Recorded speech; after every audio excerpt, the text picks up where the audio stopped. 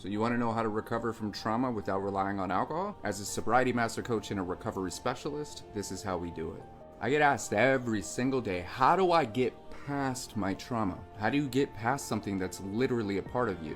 Every time you take a drink, you are literally shooting so far past where your trauma is that it's almost like it's not even there. We take that as a form of healing and use that as a vacation from our own mind. The trauma happened way back there, but you're experiencing it right here. That's why so many people are afraid to stop drinking, because most people don't suffer from alcoholism until they stop drinking.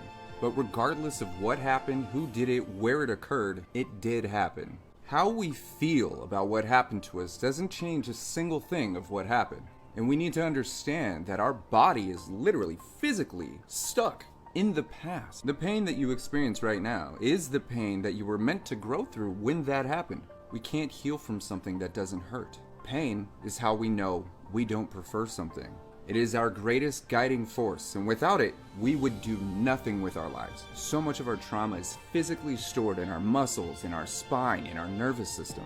So when you stop drinking, 75 to 80% of what you're focusing on could just be taking care of your body. Let those tears out in the gym. Go for walks. Give your body actually what it's been looking for this entire time. And let the energy move through you. Do you know what emotions actually are? Emotions. Energy in motion. When we drink, we are stuffing and literally restricting the flow of our emotional energy, so it gets stuck in our body. We need to release it.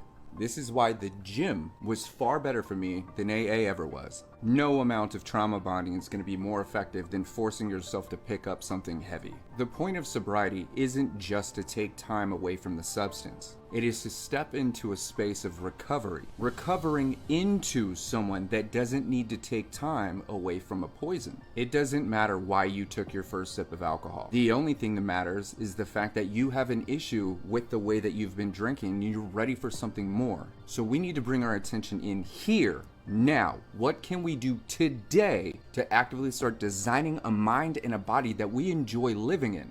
Affirmations, thinking new thoughts, food, eating healthy snacks, cleaning up the house, making a space that you actually enjoy sitting in. Resting and sleep is where the physical healing happens. And it's important to remember that anxiety is living in the future and depression is living in the past. Neither one of those are real, so your healing happens when you bring your attention into exactly who you are, where you are. There's no moment more important than this one.